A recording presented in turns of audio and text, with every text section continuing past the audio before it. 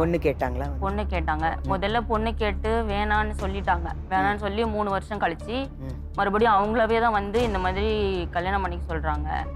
அந்த பொண்ணுக்கு வேற எங்கேயும் வரேன்னு வரல, அதனால நீங்க கல்யாணம் பண்ணிக்கோங்க அப்படி சொல்லிட்டு எங்ககிட்ட கேட்டாங்க. அண்ணனுக்கும் ஏஜ் ஆயிடுச்சு. சரி, அதனால நாங்க கல்யாணம் பண்ணி வச்சோம். அது அவ்வளவுதான். என்ன வயசு வித்தியாசம் புவனேஸ்வரிக்கும் உங்க அண்ணன்? அவருக்கு கல்யாணம் ஆகும்போது 32 வயசு என்னமோ. இவங்களுக்கு அப்ப என்ன வயசு புவனேஸ்வரி? அவங்களுக்கு 25 26 வயசு. அப்புறம் எப்படி நல்லா கல்யாணம் ஆன அப்புறம் நல்லா தான் இருந்தாங்களா? நல்ல மருமகளா இருந்தாங்களா உங்களுக்கு? கல்யாணம் ஆனதுக்கப்புறம் ஆனால் ஆரம்பத்துலேருந்தே அவங்க கூட நாங்கள் இல்லை. கல்யாணம் ஆன உடனேயே அவங்கள தனியாக தான் நாங்கள் வச்சோம். அப்பயே அவங்க கொஞ்சம் கல்யாணம் ஆன புதுசுலேயே கொஞ்சம் பிரச்சனை பண்ணுவாங்க, அடிக்கடி சண்டை போடுவாங்க.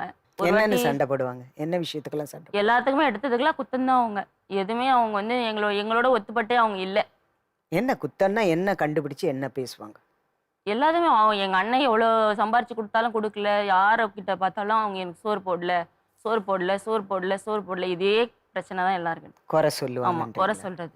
அதனால நான் வந்து ஒரு இடத்துல வேலை பார்க்குறேன், அண்ணன் சூப்பர் மார்க்கெட்டில். சரி. 10 வருஷமா ஒரு கம்பெனியில் வேலை பார்க்குறேன். சரி. அங்கேயே தான் வேலை பார்த்துட்டு இருக்கேன்.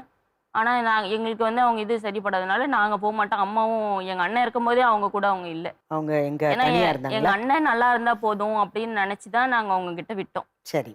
அவங்க வந்து என்ன சொல்றது, அவங்களோட இதுதான், அவங்க எவ்வளோ கொடுத்தாலும் பத்தல, எது செஞ்சாலும் பத்தலன்னு அது ஒரு மன இதுவாகவே ஆயிடுச்சு. அது பிறந்த நாள்லேருந்து இந்த நாள் வரைக்கும் அது கஷ்டப்பட்டு தான் இருந்தது, கஷ்டப்பட்டே தான் இறந்துச்சு எங்களை பொறுத்த வரைக்கும். Health problem. ஆமாம்.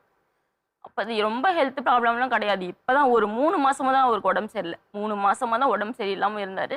அந்த 3 மாசத்துக்குள்ளே இறந்துட்டார். அதனால் பரம்பரை வியாதியா எப்படி? பரம்பரை வியாதிலாம் யாருக்கும் எதுவும் கிடையாது. சரி. உங்க பிரதர் வந்து எப்படி அவங்க புவனேஸ்வரி கிட்ட அன்பா நடந்துப்பாரா? எங்க பிரதர் மாதிரிலாம் அன்பா வேற யாராலையும் நடந்துக்க முடியாது. அப்படியா?